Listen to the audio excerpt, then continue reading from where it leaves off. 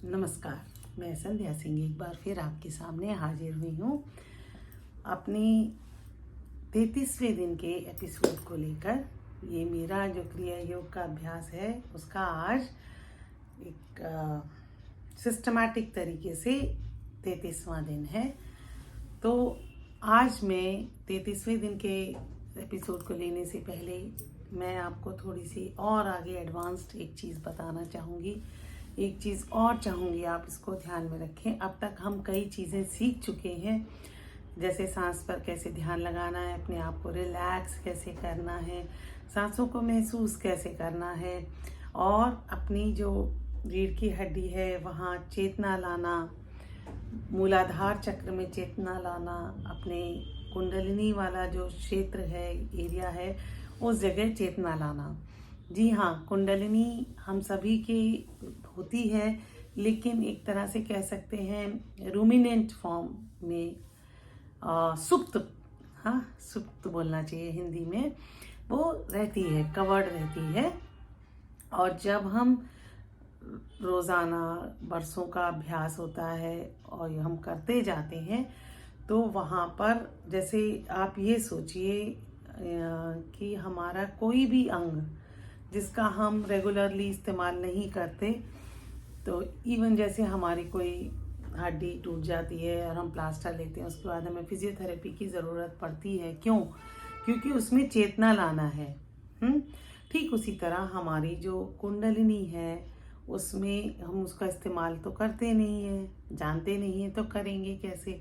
तो उस जगह जब हम रेगुलरली, ये एक्सरसाइज है, जी हाँ ये फिजिकल एक्सरसाइज भी है, जब हम सांस के द्वारा इसको करते हैं तो उसमें चेतना आती है। जब वो चेतना आती है तब वो सारी चीज़ें फंक्शंस करने लगती है। जिस तरह हमारे बाकी के अंग जब उनमें लाइफ होती है तो वो काम करते हैं। तो जैसे आप सोचिए किसी को स्ट्रोक होता है, फिर वो फिजियोथेरेपी और ऑक्यूपेशनल थेरेपी लेता है ताकि वो उसमें चेतना आ सके। तो ठीक इसी तरह ये फिजिकल जो एक्टिविटी है, बार बार मेडिटेशन में हम सांस पर ध्यान देके उस जगह हम जब इनहेल करते हैं उस जगह को हम पुश करते हैं बार बार, तो हमारा उसमें चेतना आती है। और फिर हम एक्सेल करते हैं ताकि हम ये देख सकें कि हमने कितनी चेतना आ चुकी है। तो ये हमने ये सीखा है। तो जिन लोगों को ये बातें मेरी थोड़ी समझ आने में दिक्कत हो रही है, तो मेरे पिछले एपिसोड्स में, इस पूरी प्लेलिस्ट में पहले एपिसोड से शुरू कर सकते हैं, या जहाँ से चाहें वहाँ से शुरू कर सकते हैं। तो आज एक और जो चीज़ मैं ऐड करने वाली हूँ वो है कि आप जैसे आप अपने लंग्स पर, आप उस पर तो टेलबोन के जो आगे का हिस्सा है उस पर तो ध्यान देंगे ही, लेकिन अब थोड़ा लंग्स पर भी ध्यान दीजिए। क्योंकि अगर आपके लंग्स में कहीं कोई रुकावट है तो आपको आगे बढ़ने में दिक्कत आ सकती है, आती ही है। तो अब जब आप बिल्कुल, इसीलिए मैंने आपको कहा था कि आप अपने पेट बेली ब्रीदिंग करेंगे तो लंग्स ठीक से काम नहीं करेंगे, तो क्रिया योग नहीं हो पाएगा, प्राणायाम भी सही नहीं होगा। तो इसलिए पेट को जब हम अंदर रखते हुए जब हम सांस भरते हैं तो हमारा जो पसलियां हैं, रिब केज है, वो ओपन रहता है, तो हम बेहतर सांस ले पाते हैं। ओपन करने के और भी जैसे कई तरीके मैंने आपको बताया, ताड़ासन करिए, उसमें चेतना लाइए, आप ये वाला जो पोर्शन है इसको एक्सटेंड करिए। जब ये एक्सटेंड नहीं होगा तो आपके लंग्स यहाँ पर कुछ ज़्यादा काम नहीं कर पाएंगे। तो ये अभ्यास की वस्तु है, चिंता मत करिए, जल्दबाजी मत करिए और धैर्य बनाए रखिए, जुड़े रहिए। जी हाँ, धैर्य ज़रूर बना कर रखिए। मैं ऐसा कोई भी ये इंस्टेंट वाला काम नहीं है ना, कि मैं सोचूं कि मैंने चुटकी बजाई और आप कुंडली जागृत हो गई। तो ये थोड़ा सा अभ्यास है और आप खुद कर रहे हैं। तो अब हमें लंग्स पर ध्यान देना है। लंग्स पर ध्यान देंगे कि हमारे जब हम सांस भर रहे हैं, एक ध्यान वहाँ लगा हुआ है। जी हाँ, हमारे मन एक बार में बहुत सारी चीज़ें कैच करता है, जैसे अब आप सोचिए कि हम यहाँ बैठे हुए हैं, टेम्परेचर भी कैच कर रहा है तो हमें ठंड लगती है, बात भी सुन रहे हैं तो हम कान भी इस्तेमाल कर रहे हैं, आँख भी इस्तेमाल कर रहे हैं, और भी कई चीज़ें इस्तेमाल कर रहे हैं जाने अनजाने। तो अब आप अपने लंग्स पर ध्यान दीजिए कि दोनों लंग्स किस तरह से धीरे धीरे, ध्यान देना है, फोर्स नहीं लगाना है, किसी भी जगह पर फोर्स नहीं लगाना है। तो जब आप सांस भर रहे हैं तो आपका जो ध्यान है, एक तो टेल बोन के आगे वहाँ है, और दूसरा लंग्स पर ध्यान दीजिए थोड़ा कि भाई ये लंग्स जो हैं किस तरह से आपके फेफड़े भर रहे हैं। तो उससे क्या होगा कि आप बेहतर तरीके से आप रिलैक्स हो पाते हैं और आप बेहतर चेतना आती है, क्योंकि सबसे पहले हमारी सांस जो है हमारे एनवायरनमेंट से अफेक्ट होती है। जैसे अगर आपको कोई बात बुरी लगती है तो आपकी सांस, कोई बात कैसी भी, कोई भी चीज़ है अच्छी या बुरी, तो आपकी सांस में उसका इम्पैक्ट आता है।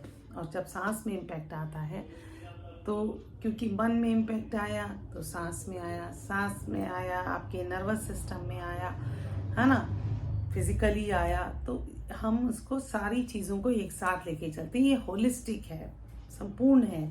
इसमें आप कोई एक चीज़ को देखकर और दूसरी सारी चीज़ें इग्नोर करके आगे नहीं बढ़ सकते।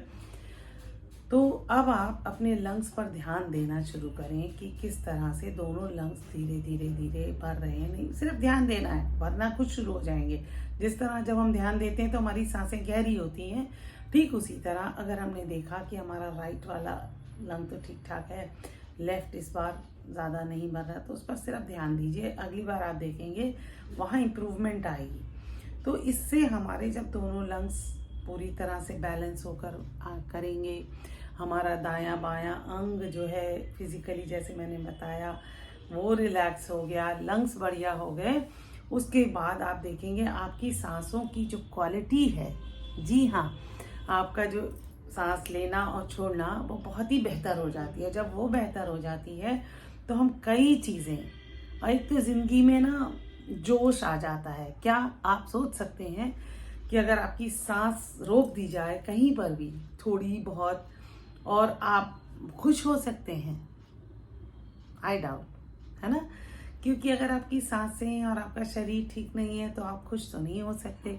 तो जब आपकी सांसें ठीक चलती हैं, आपका शरीर ठीक होने लगता है, तो एक आप में एक आनंद का जो लेवल है वो बढ़ जाता है। जब आनंद बढ़ता है, दिमाग रिलैक्स होता है, तो आप रोज़मर्रा की चीज़ें बेहतर कर पाते हैं। अगर आप कोई अंग आपका जैसे कहीं स्ट्रेचिंग की ज़रूरत है, तो अगर आप इसके बाद आप देखेंगे जो लोग योगासन वगैरह करते हैं या कोई एक्सरसाइज करते हैं, वो लोग अपना कोई भी आसन बेहतर लगा सकेंगे। ये दोनों चीज़ें हैंड इन हैंड है। योगासन करेंगे इसमें बढ़िया होगा, इसको करेंगे योगासन बढ़िया होगा, ठीक है। तो अब जब हमने सांस भरना शुरू किया और सांस छोड़ा, यहाँ से छोड़ते गए छोड़ते गए छोड़ते गए, पूरा छोड़ा, एक ध्यान हमारा वहाँ तो हमें आदत पड़ चुकी है, इतने दिन से हम टेल बोन पर ध्यान है, वो ध्यान नहीं छूटने वाला, ना छोड़ना है, उस जगह पे भी ध्यान बना कर रखना है। जिस तरह हम कोई भी चीज़ करते हैं तो हम बहुत सारी चीज़ों का ध्यान रखते हैं। जब हम गाड़ी चलाते हैं, चलते हैं, हमें पता नहीं चलता। जब हम शुरुआत में चलना सीखते हैं तो बहुत सारी चीज़ें हमें लगता है कि अच्छा ऐसे वेट करा, ये करा, तो हर चीज़ के साथ ऐसे ही होता है। बहुत सारी चीज़ें होती हैं, पर क्योंकि हम सीख चुके होते हैं तो वो सारी चीज़ें हम एक साथ भी कर पाते हैं। चाहे वो ड्राइविंग है, चाहे वो हम लिखते हैं, आप, मैं बोल रही हूँ आप लिखें, या इस तरह का कोई भी एक्ट, खाना बनाने से लेकर हम बहुत सारी चीज़ें जाने अनजाने एक साथ करते हैं। तो इस तरह से आपको टेल बोन पर भी ध्यान देना है और अपने लंग्स पर भी ध्यान देना है।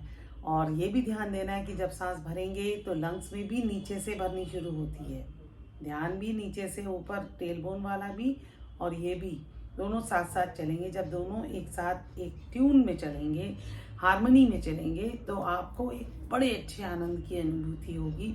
मुझे तो हो रही है, इसलिए मैं आपको बता रही हूँ। याद रखिए, मेरा कोई भी वीडियो किताब को पढ़कर उसको आपके सामने रीडिंग करना या याद करके सुनाने जैसा नहीं है। मेरा हर वीडियो अपनी खुद की खोज पर आधारित है। किताब पढ़ी है, गुरुओं से सीखा है, उसके बाद मैंने इस चीज़ को, क्योंकि मैंने सीखा या जो भी चीज़ें हैं उन सब में लिखा था यम नियम और ये सब, तो मैंने सोचा कि यम नियम पर फोकस ज़रा मुझे टेंशन देता है। तो मैंने जब इसको शुरू किया तो यम नियम मेरी ज़िंदगी का एक ऐसा नॉर्मल हिस्सा बन चुके हैं बिना किसी प्रेशर के। तो एक तो मैंने बताया आनंद की अनुभूति होती है, क्योंकि आपका शरीर बेहतर चलता है, आपका मन बेहतर ढंग से काम करता है, तो एक आनंद की अनुभूति है, ये सबसे बड़ा गेन है। उसके बाद अच्छा बीच बीच में जैसे मैं ये आज का अभ्यास कर रही थी तो बंद आंखों में बीच बीच में कहीं थोड़ा थोड़ा प्रकाश दिखता है। जी हाँ, क्योंकि कुंडलनी जब जागती है ना तो एकदम से बहुत सारा प्रकाश होता है।